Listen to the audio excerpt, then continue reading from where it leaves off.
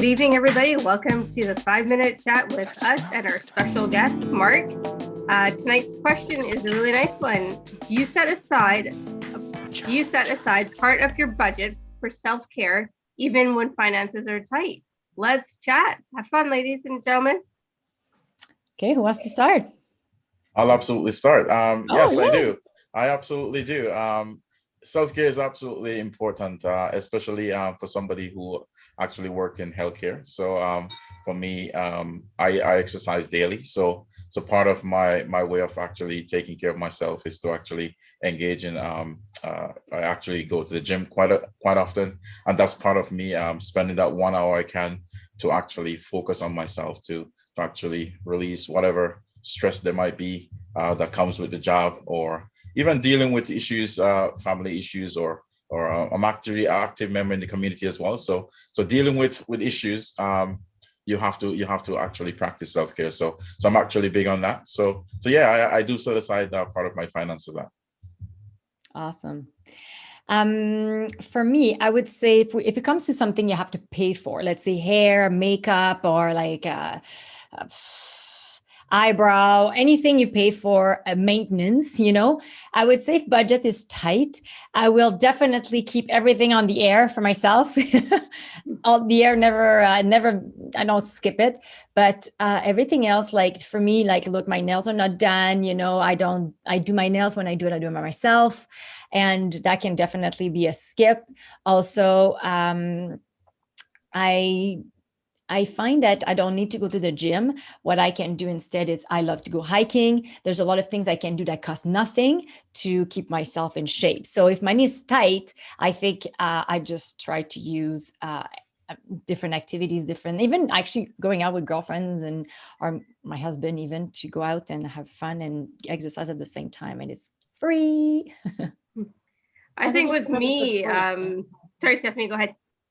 I was going to say, I think it's a really good point, Genevieve, that some things, there's a balance, that if you want to get your hair colored in a month, or if that is what you're choosing as self-care, and then maybe doing a few other things that don't cost you anything. Like if you, let's say, I have a bunch of polishes, why don't you come to my house and I'll do your nails, and you do, kind of thing of trading off.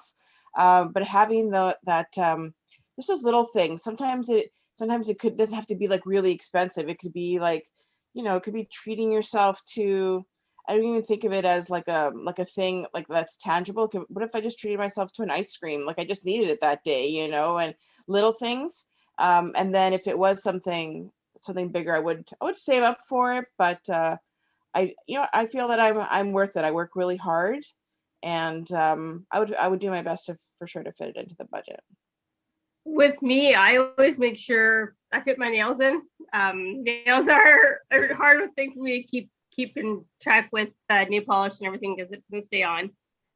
Well, as for my hair, I do my hair twice a year, once for the summer and once for my birthday for the winter. So I usually just save up for that. This time around when I had my hair done, I actually got the leftover product. So I just actually did my own touch-ups yesterday. Still got to do a little bit more, but I try to save when I can, and treat myself to my nails, which have to be done once a month, which is something that I always make sure there's money aside for, and I stay within a budget for that as well. So all this to say, is any of you guys, is it echoey a little bit? Okay. Is any of you guys will go into debt? Let's say if you go put things on your credit card, you can't pay it to get certain things done, like for yourself. I wouldn't necessarily go into debt over, like nothing is as, I think I have to see where the priorities too are. Like I wouldn't want to lose, my house over it, to get my grade covered, so I don't think that's as important. But I think when you are in a certain financial situation, like you adapt to it. Mm-hmm. And whether it is, calling on a friend to help you with something, or just not doing it. There's a lot of things I've learned this past year that I can go without, but when I can do it, it's just that much more special for me. Yeah, I find when you do it, like when you are holding off and you're holding off and you're holding off, and then you have something to look forward to when you have the finances to do it. because it gives you a sense of like satisfaction. Oh, look, I saved up for this. I can treat myself to something. So I feel that's a good thing when finances are tight. Put stuff off if you can. If it's really necessary, then get it done. If it's not, then hold off as long as you can. Mhm. Mm-hmm. I tend to agree with pretty much everyone opinion. Yeah, if you can afford something, it's simple. Save, and then till you can afford it. It's that simple.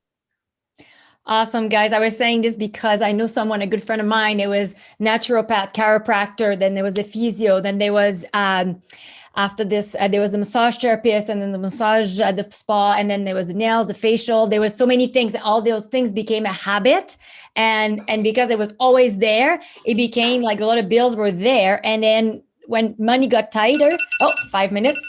When money got tighter, those habits had to be removed, and it was hard because it became kind of self-care and it was needed. But really at the end, what needed is really needed. What's your real basic need that actually keeps you happy and you can still feel that you fill your cup.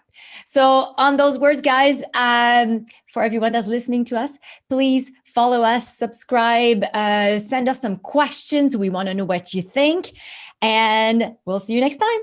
Bye. Bye. Bye. Bye.